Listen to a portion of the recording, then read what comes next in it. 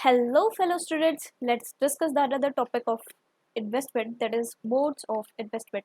इस particular video या फिर आने वाली एक दो वीडियोस के अंदर हम पढ़ेंगे कि इन्वेस्टमेंट्स के क्या क्या अल्टरनेटिव्स है एक इन्वेस्टर्स के लिए। तो शुरुआत करते हैं सबसे पहले डायरेक्ट इन्वेस्टमेंट अल्टरनेटिव्स के साथ। डायरेक्ट इन्वेस्टमेंट अल्टरनेटिव्स क्या होते हैं? इसके अंदर इन्वेस्टर के पास चॉइस होती है कि वो इन्वेस्टमेंट डिसीजन खुद ले सकता है और अपनी पसंद की सिक्योरिटीज़ के अंदर इन्वेस्ट कर सकता है। और इसके अंदर अगर हम बात करें तो तीन तरह की इन्वेस्टमेंट्स होती है: fixed principal investment, variable principal investments and non security investments. Fixed principal investments के अंदर क्या होता है? इसके अंदर दो बातें होती है। देखो, प्रिंसिपल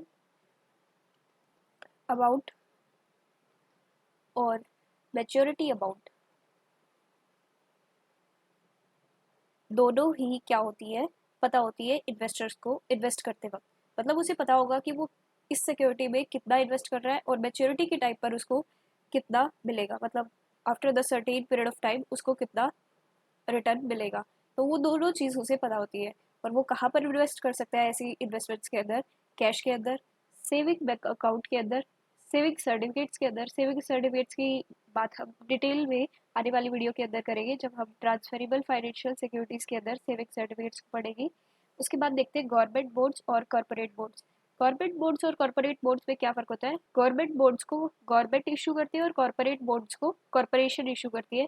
गवर्नमेंट बोर्ड को अपना डेफिसिट फाइनेंस करने के लिए गवर्नमेंट इशू करती है, एंड कॉर्पोरेट बोर्ड्स को day to day running business में फंड्स की जो ज़रूरत होती है कॉर्पोरेशन को, उसको फुलफिल करने के लिए कॉर्पोरेट बोर्ड्स को इशू किया जाता है। उसके बाद कॉर्पोरेट डिबेंचर्स भी क्या होते हैं? जो कॉर्पोरेशन डिबेंचर्स को इशू करती है वो कॉर्पोरेट डिबेंचर होते हैं। अब इन सब के अंदर प्रिंसिपल अमाउंट और मैच्योरिटी अमाउंट फिक्स होगा और पूरा पता होगा इन्वेस्टर को इन्वेस्ट करते वक्त कि उसको इतना पैसा लगाना है एंड इतना आफ्टर द मैच्योरिटी पीरियड उसको इतना मिलेगा।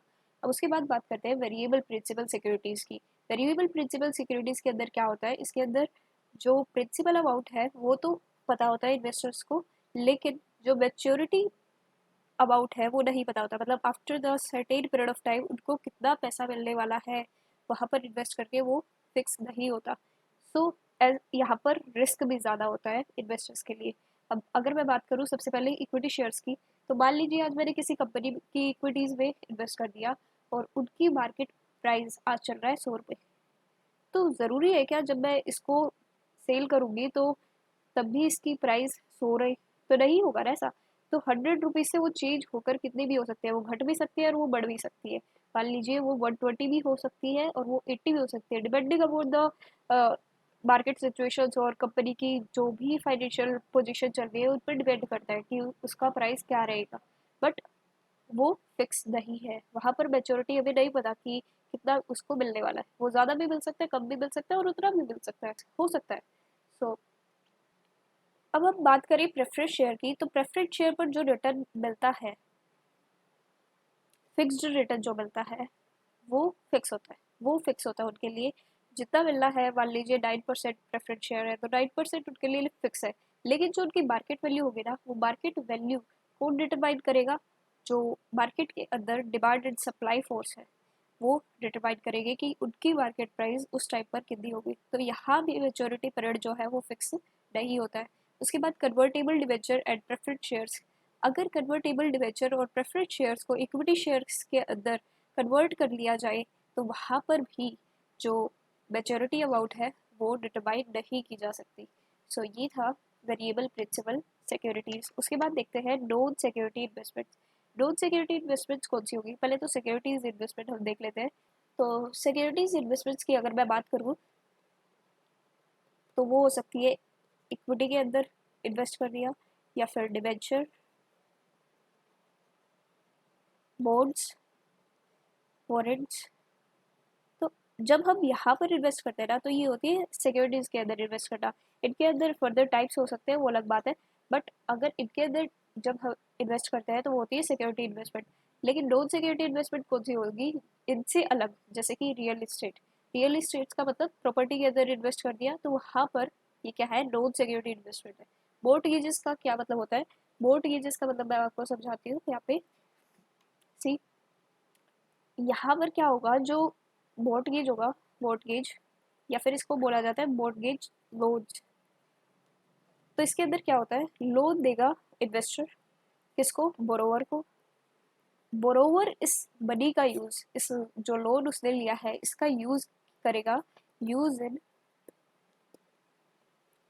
Use it to buy use to buy और डेवलप प्रॉपर्टीज को या तो वो बाय करेगा या फिर बिल्ड करने में उसको काम लाएगा।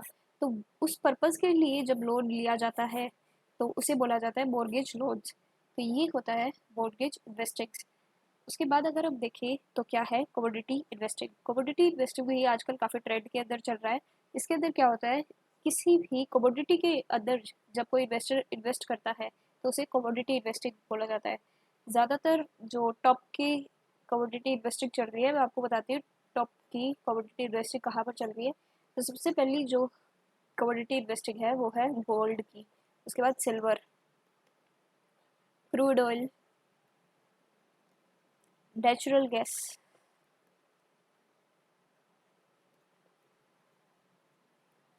Copper, coffee,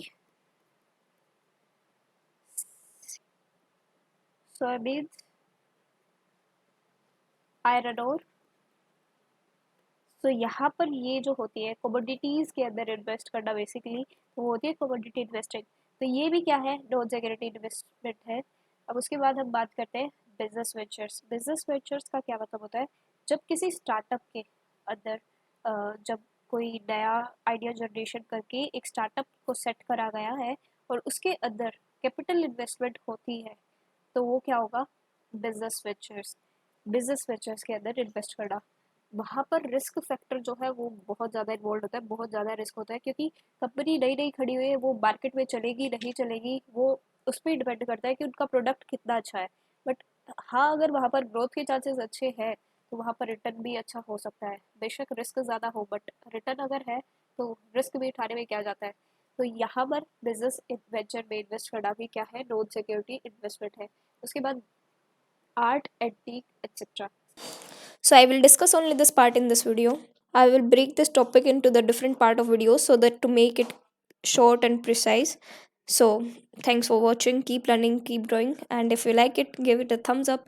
And if you have any doubt, feel free to ask in comment and subscribe for more.